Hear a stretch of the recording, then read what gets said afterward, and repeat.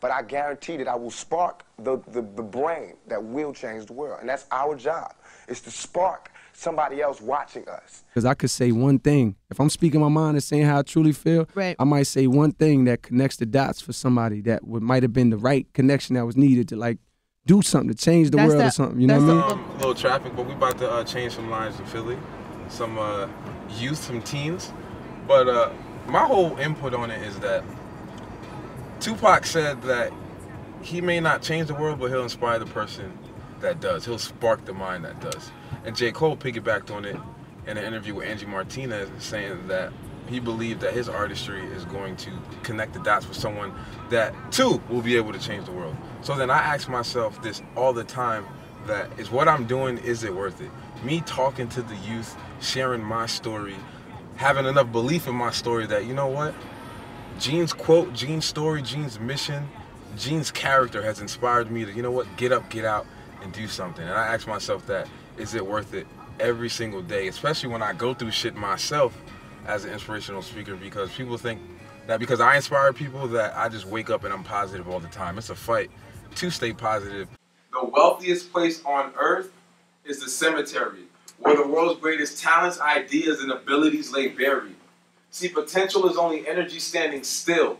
There's a belief in me that somebody needs to hear this message. And the person that hears that message, it may not be them that changes the world, but they'll have a conversation like, yo, I just went to a speech. This guy, Gene, just came to the school, came to a business meeting, and he told me this, that, and the third. And the person that's in that conversation might actually be like, yo, does some drastic shit that changes this world in a way that we never thought possible. So, I mean, that's why I do this. It's not necessarily about the money, but I do accept checks. But I realize, you know what? This is a dream I have, and I'm going to make it happen. But the funny thing about life is, the moment you make a decision that, oh, this is a dream or a goal that you want to go after it, all of a sudden obstacles come out of anywhere. They come in abundance. The moment you make a decision that you want to do something, go in the NFL, NBA, write a book, be a musician, obstacles will come left and right. And simply, it took me a while to realize that they're there to test me. But at the time, I'm like, I want to write this book, but I don't have the money. But I'm like, you know what, I'm going to write this book no matter the case. If you bring value to the marketplace and create something, a product, a service so unique, people will cut you a check for it.